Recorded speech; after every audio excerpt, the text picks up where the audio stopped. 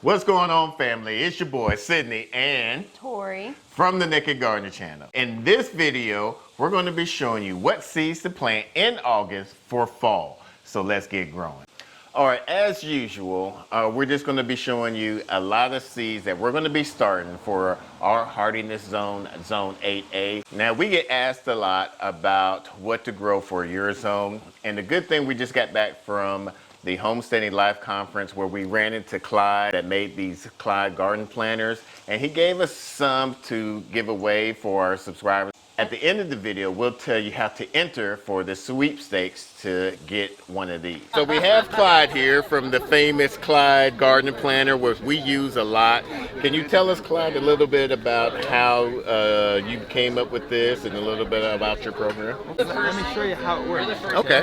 What you do is there's a frost line there, and you slide it on a horizontal calendar until it represents your local frost date. And once it's in place, each column is a week, and the chart gives you the first outdoor planting date for each garden vegetable. The indoor seeding dates are also there, so you know when to put flats out in the house, and the green check marks give you the expected harvest dates, and there's a little legend down there. Pull it open and it gives you the seed quantity for a 10-foot row, the planting depth, the distance between rows, the distance between plants, the sunlight requirements, so you don't get them too close together. And so if you have some shaded areas, you can put some of the shade-loving plants. Yeah. The minimum soil temperature for germination, the expected yield, like how many pounds of green beans am I going to get, and then the natural companions for companion planting. This is the spring side of the chart for your spring garden. Flip it over and slide it to your fall frost date, last planting week, to have a nice fall garden. Now you don't have to know your frost dates because the instructions for the chart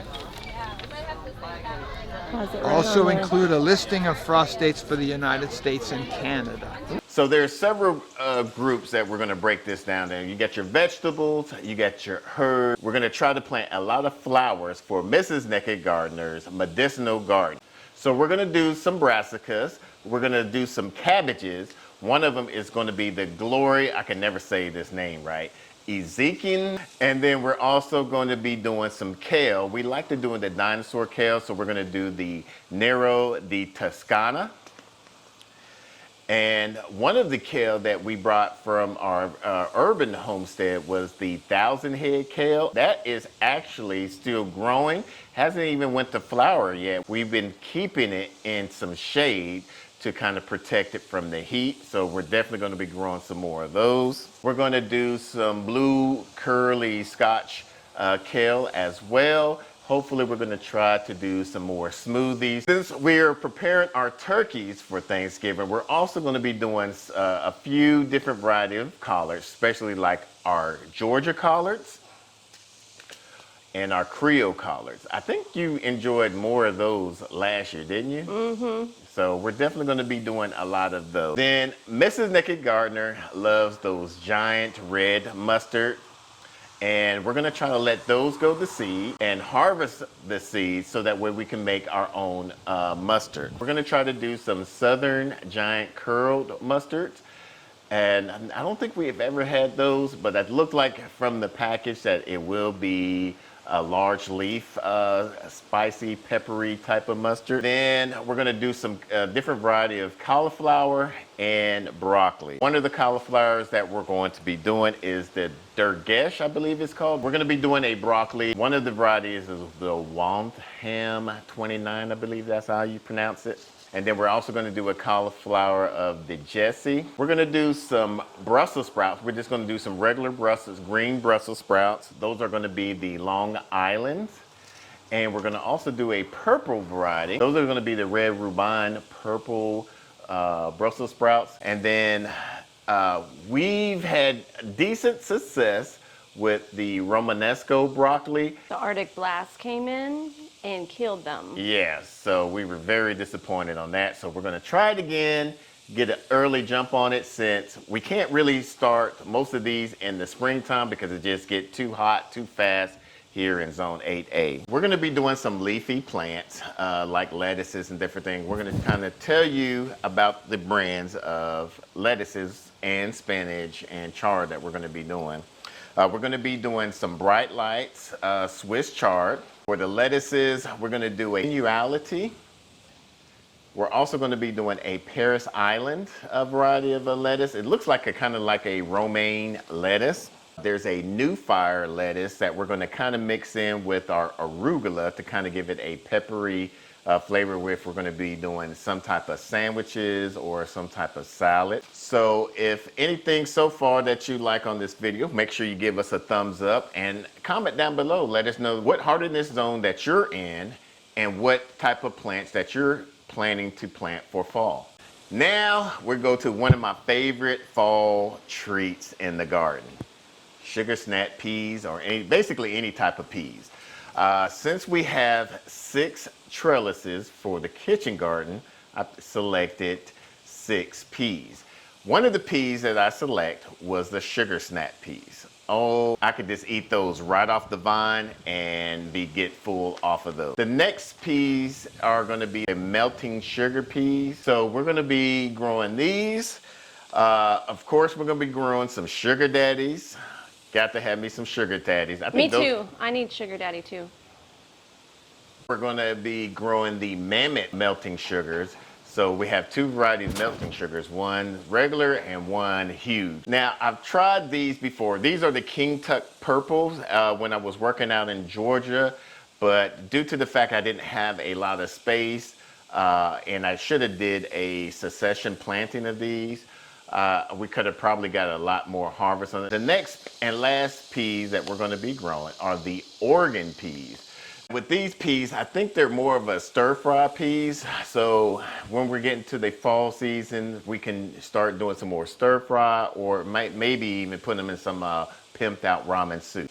As far as the flowers go, one of the things that we grow every year because we love it, it's purple, is the alyssum, and it smells delicious. Something that we always love to grow, and it really likes the cooler weather, is the nasturtium. We're gonna do the King Theodore and the Jewel Blend, and they're just really pretty and tasty and spicy, and it really dresses up a salad. I haven't had success with the black pansy before, but I am very attracted to the picture of it, and I wanna test it out again because I'm stubborn. The crimson clover is something that we're wanting to grow, and we have recently learned a lot at the homesteading life conference that we were at how beneficial it is for the animals. So I'm really hoping that we have it at some point to reseed and use in a productive way with our animals. Lavender is something that we have never had success growing ourselves. We usually grab starts, and again, we're just stubborn. We're gonna continue trying to grow it. German chamomile is something that we always grow, and I like to dry it every opportunity. I'm collecting it, and I have made some mixed teas with it. If there was one flower for me to grow, it would be calendula. It's my favorite. It's beautiful, it's functional, and I'm gonna be growing 5 different varieties, and so they are just my favorite. We are gonna try our hand at echinacea again. Honestly, it's one of those things that we haven't had the best luck growing. We usually have to buy a start, but we're gonna go ahead and try this one. Another flower that we're gonna be growing is poppy. We're doing 3 different kinds. We're doing the black swan, supreme, and purple peony.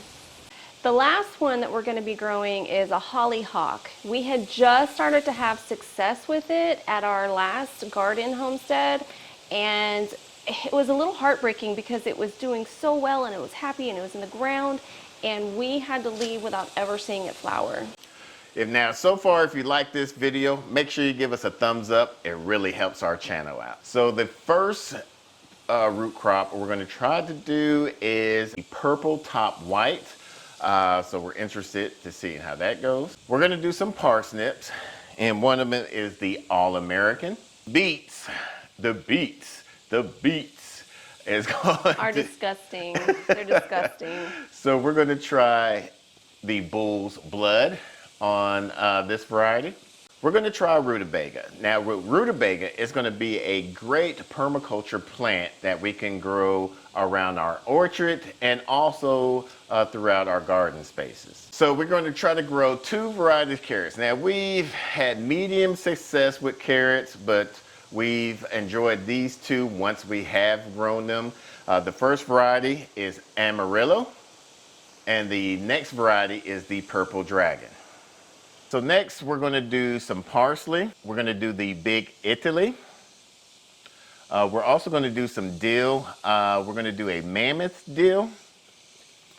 And then we're also going to be doing a bouquet dill. This is going to be our first year doing chives. We're doing the purple chives just to give some color to the garden. Then we're going to try some artichokes. We're going to keep those inside and in the container. Once the last frost has hit, then we're going to put them out into around the garden area. And I've talked to our buddy Rob, the sapper gardener at Ession's Family Garden. He has some moringa trees out in ground where he's at. I think he's 7A or 7B.